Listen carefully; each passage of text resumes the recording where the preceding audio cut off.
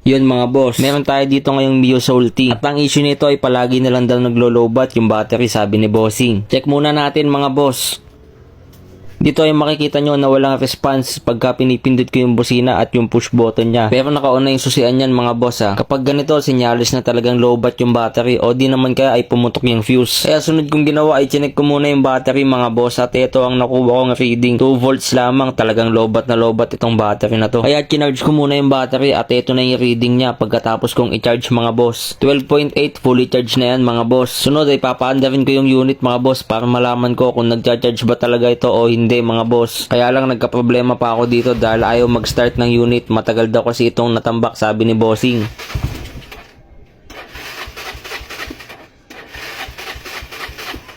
Kaya chinek ko muna yung spark plug nito kung meron ba itong kuryente na inilalabas at meron naman siya, malakas at ayos pa yung kuryente nito. At dahil goods naman yung spark plug, lumipat ako dito sa kanyang carb. At pagtanggal ko nung piston ng carb niya mga boss, meron na itong mga konting gas-gas. Ibinaba ko na din pala dito yung carb niya mga boss para malinisan na din. At makikita nyo dito na meron itong mga kaunting dumi. Malamang ito ang dahilan kung bakit ayaw mag-start nitong unit ni Bossing.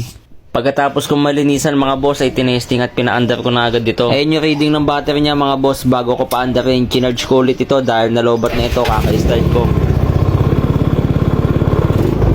At totoo nga na talagang hindi nag-charge ang battery nito mga boss. Pagka-start ko kasi dapat tataas na yung voltage niyan pero kabaliktaran ang nangyayari. At napansin ko din dito mga boss na naka full wave na pala itong Mio Salty na ginagawa natin. At ayan, binaklas ko na nga yung kaha at ito yung full wave regulator niya mga boss. Okay naman yung pagkaka-wiring nito, salabat nga lang yung pagkakasalansan. Sunod na i-check ko dito ay yung stator mga boss. Dapat tumataas yung supply nito sa tuwing umaandar yung motor. Napansin nyo ba yun mga boss, imbis na tumaas yung voltahe ay lalo pa itong bumababa. Ibig sabihin may problema yung stator nito mga boss. Kaya dito sa part nito ay binaklas ko na yung stator niya mga boss at ito ang nakita ko. May tama yung mga windings ng stator nito mga boss. Siguro ay mayroong sumabit na tornilyo o bato sa stator nito dati kaya nagkaganito. At ito nga pala yung ipapalit natin na stator at regulator mga boss. Replacement na stator lang pero all goods din naman ito. Tapos yung regulator nito mga boss ay may problema na din. Hindi ko lang nakuha ng video yung pag-test pero palitin na din talaga yung regulator nito. At naikabit ko na yung bagong stator mga boss. Ngayon testingin naman natin ito kung magkakasupply na ba.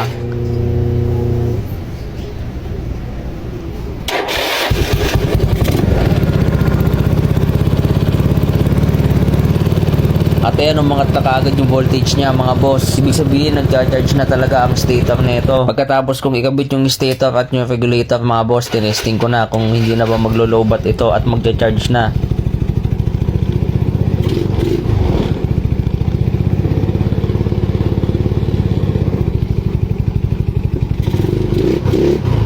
At ayan, napakalakas na ng charging nito mga boss. Hindi rin ito overcharge dahil hindi naman ito umabot ng 16 volts. Pasok pa din yung 15.8 volts na yan mga boss.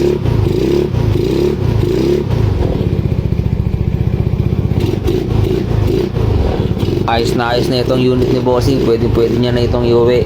Yun lang mga boss. Salamat sa panonood at salamat din sa tiwala ni Bossing.